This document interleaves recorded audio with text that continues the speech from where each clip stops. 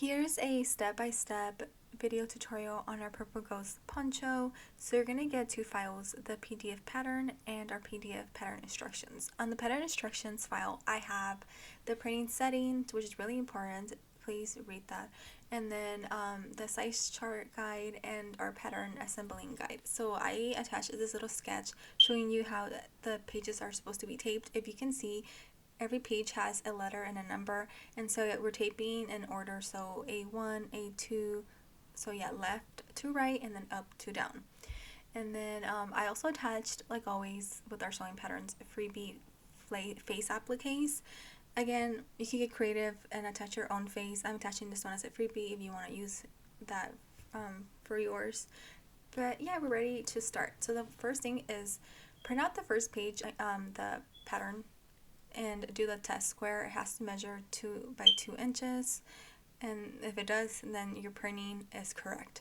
Now we're going to start taping. So you can overlap and match at the dotted line if you want. I find it easier to cut one side at the dotted line and then tape it at the dotted line with the other page, like how I'm doing right now.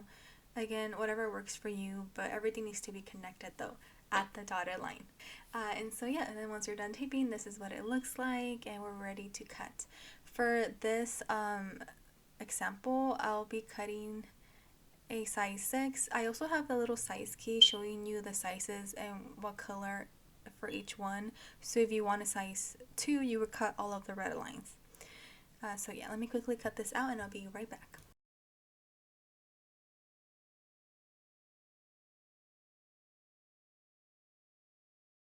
Okay, so we're going to start off with the hood and the hood panel. We're going to sew them right sides together at 1/2 inch seam allowance.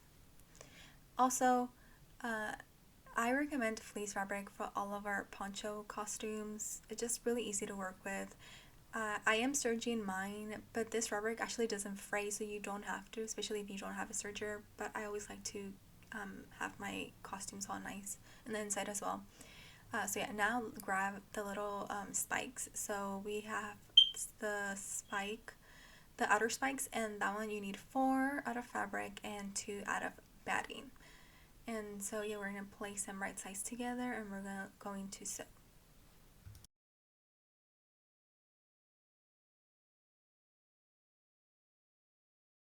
Once you're done sewing, we're going to trim and clip.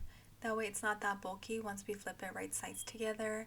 And we're going to repeat the same steps when we get to the inner spikes.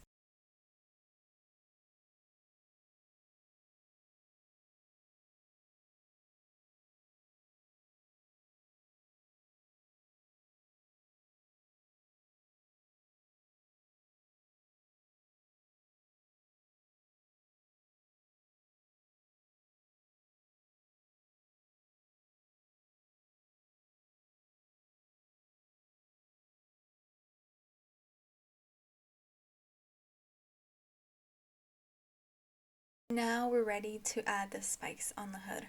Okay, so first measure the middle of the inner spikes, and then once you find it, place it right in the center of the hood seam.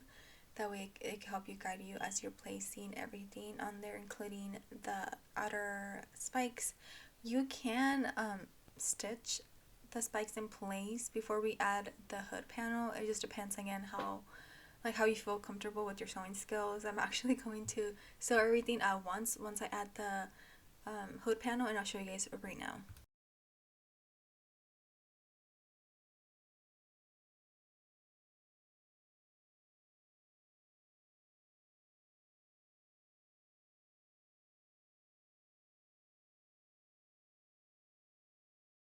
So like I said earlier, I'm just gonna sew everything at once, so I'm grabbing my hood panel and pinning it as well on top of the spikes and the hood, and we're gonna sew again a 1/2 inch seam allowance. For this project, everything is 1/2 inch seam allowance.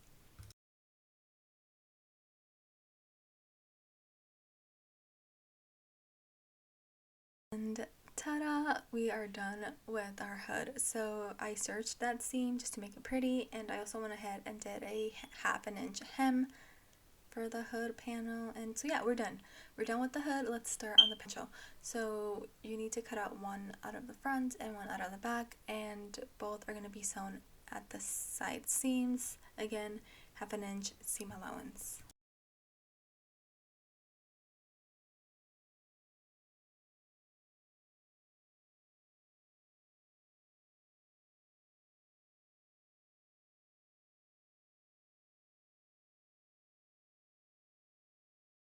And lastly, finish the poncho with the hem. Now we're ready to sew everything together. Yay!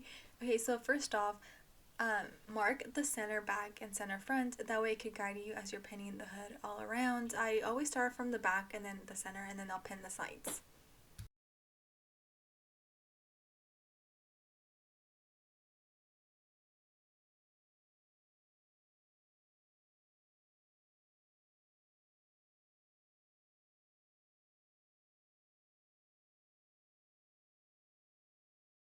And now we're almost done. The last thing is optional. Again, if you want to add the face, you can. I attached the template that you can cut out of felt and assemble and sew onto your poncho. I'm also adding an embroidery file on my shop if you want to make that same face but with your embroidery machine. I'm gonna do that for mine, and I'll quickly kind of show you guys what it looks like. I think it looks a lot more professional, a lot nicer, but I know not everybody owns an embroidery machine, so I like to offer different options for you guys out there making your costumes for your kids or for yourself. And so yeah, after you're done sewing the face, your costume is pretty much done. So yeah, I hope you guys found this step-by-step video helpful, and let me quickly show you what it looks like on the dress form, and stay tuned for more costumes. Really excited to share more.